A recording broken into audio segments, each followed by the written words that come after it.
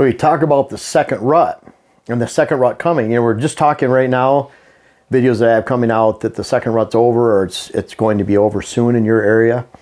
Of course, that changes. Obviously, the rut is over in southern Michigan before it's over in Missouri or Tennessee or West Virginia. And at some point, what's the second rut? When you're down south, the rut can happen at any time over a 3 or 4 month period. So that's a little bit different too. But second rut is an incredible opportunity. You can't miss it. And I keep staring at these right here. This means we had opening day of gun season. These are snacks. I love having snacks. Don't take them in the stand very often. Dylan, you have snacks in the stand all the time, right? Big snack guy. Yeah, what's your favorite? The peanut butter moon pie or whatever it is? Oh no, yeah. So Lil Debbie just created the peanut butter cream pie, which is just worlds beyond the oatmeal cream pie of years past. And man, just yeah, you gave me one the other day. Yeah, they're pretty good. But we had dark to dark sit in Wisconsin on opening day. It was 20 degrees. We had up to 40-mile-an-hour winds, snow squalls, and it was brutal. I'll tell you, sitting on the ground in a pop-up with mesh for sides too. It wasn't like we were hidden in any way, but it was snacks required for energy. I eat snacks and stuff like that because a lot of times my sugar goes low, and I'm either eating a gel pack, which is an energy pack, but I need to maintain being on insulin. So not like I have to have sweets, but I have to have some kind of carbs. And so something with peanuts mixed in is perfect. But that means late season. Late season means rut, second rut. Why is there a second rut? A second rut comes in because does are not actually bred in that first primary rut. And that could be that there's a high number of does coming in all at one time and bucks just don't get to them. That could be because there's pockets of does that bucks just don't get to. And then a lot of times those fawns are queuing off their mother.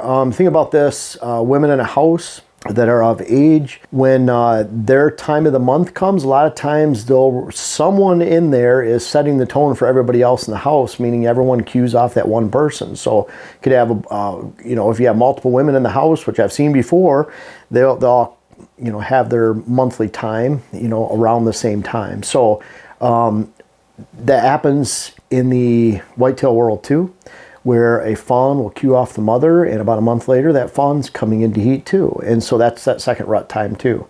So for a lot of different reasons, maybe a buck's about to breed a doe and he gets shot, and another buck is already on does in the area.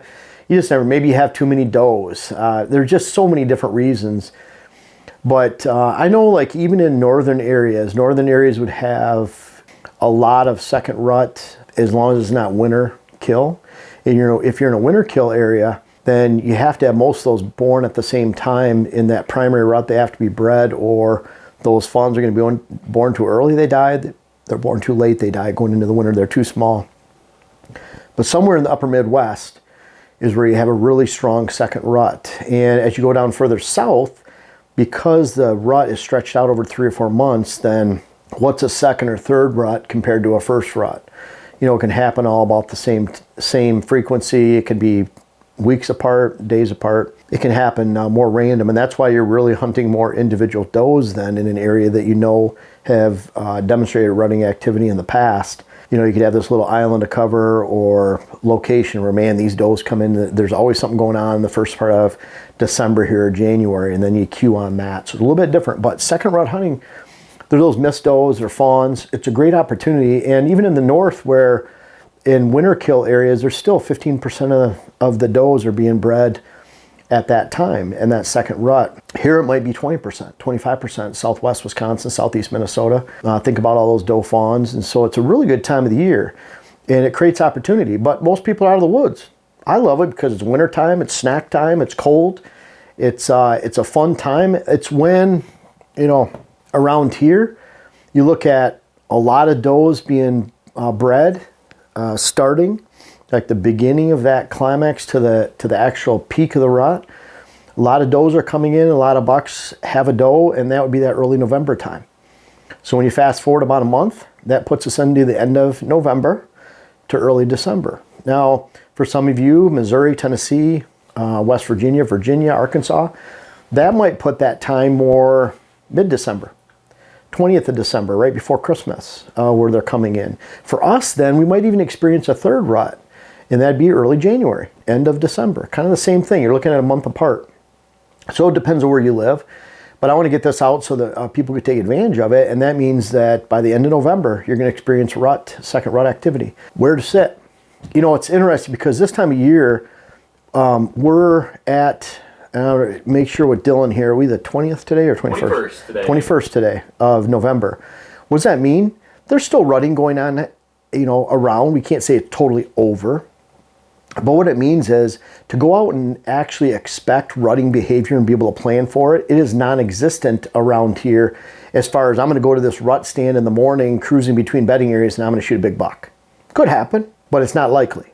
And we've noticed, I saw rutting activity till Wednesday last week, right around there, and then it immediately shut down. And a lot of times when you're looking at that post-rut, like right at the end of the rut, you're seeing those big boys still moving around. And I got opportunities at some big boys last week. And one, I hit a stick at 30 yards and hit a stick about 20 yards out, completely deflected my arrow. I couldn't see the stick. Thought I stopped the buck in an opening, plenty of light at 1:40 in the afternoon on my target buck.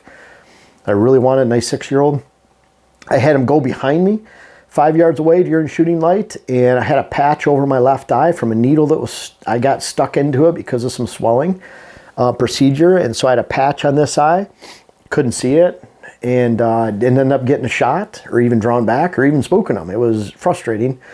And then when I walked out on Thursday morning last week, I walked around a bedding area closer to a field edge so that I could avoid the bedding area, and guess who's right in front of me at 10 yards and runs away? Same buck, same target buck that's 6 years old.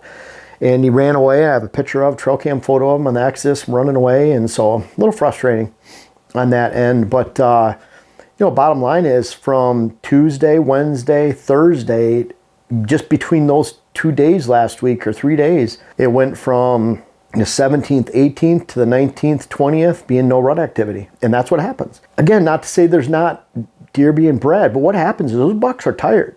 They've been hitting hard since the October 25th around here, the early October 22nd, 27th, whatever it is.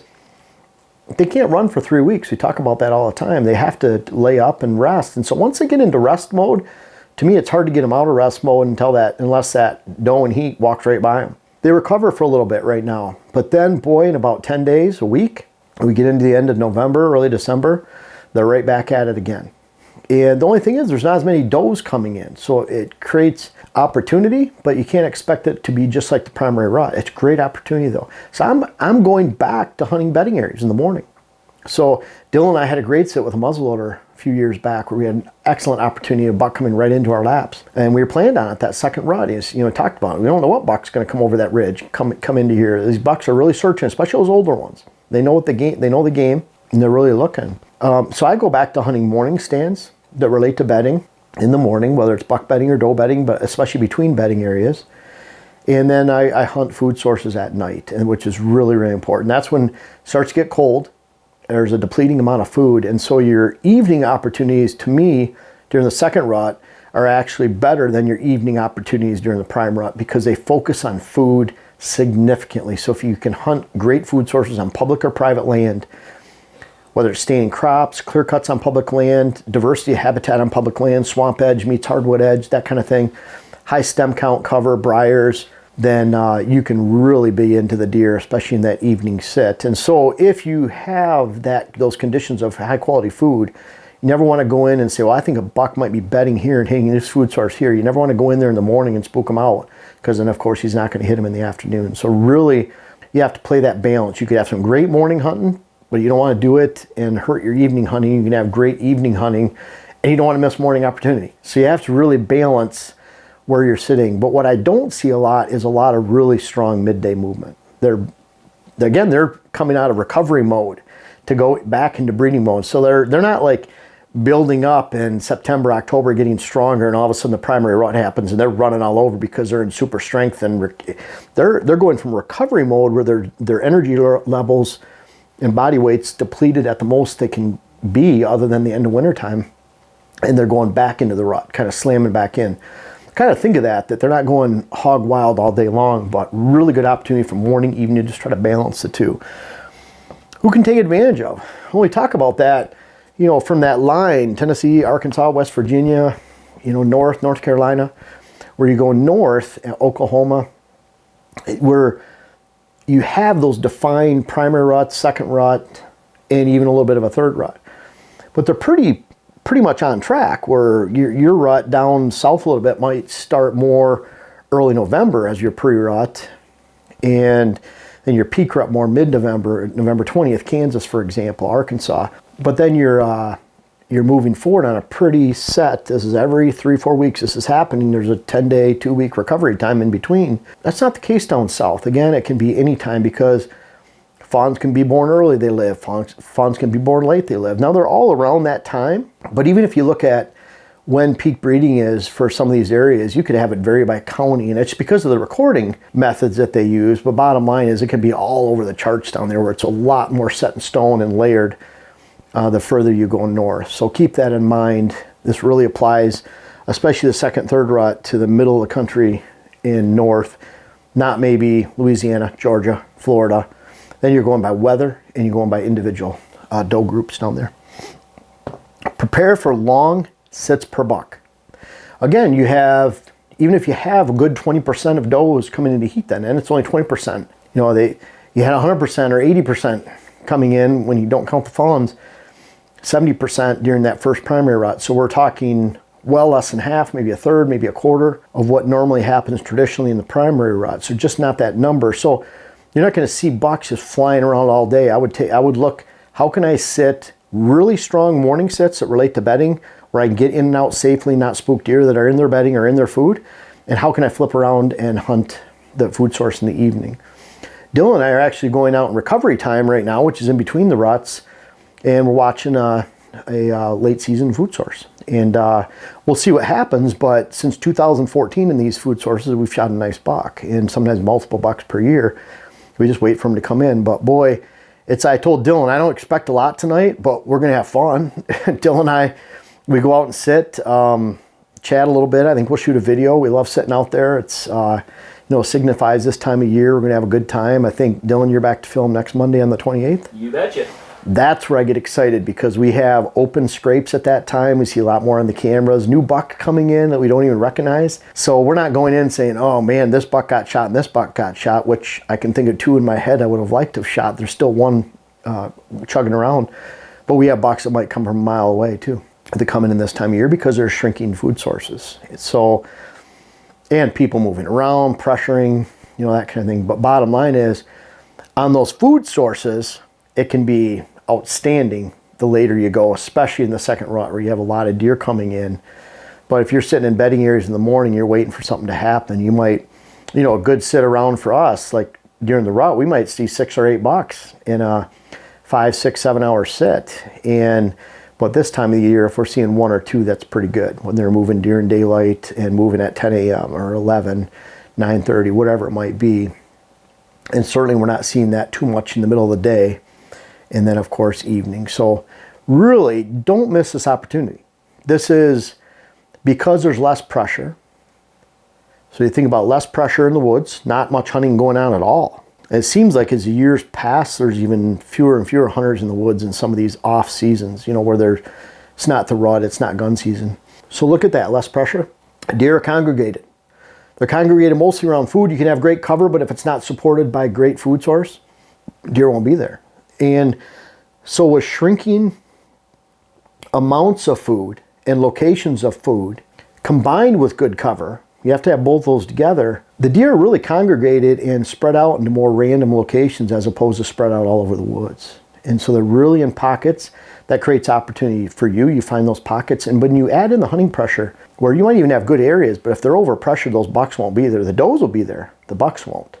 And just because they have does doesn't mean that those bucks are going to travel 1.5 miles, go find those does. They could randomly, but my bet is on food sources and cover that has not been overpressured, and you'll find those pockets of mature bucks. They really pinball into areas that have low amounts of pressure, high quality food, high quality cover, and you get those 3 things to happen, then the second rut can be the best time to hunt, especially when you factor in there's no one else hunting in the woods.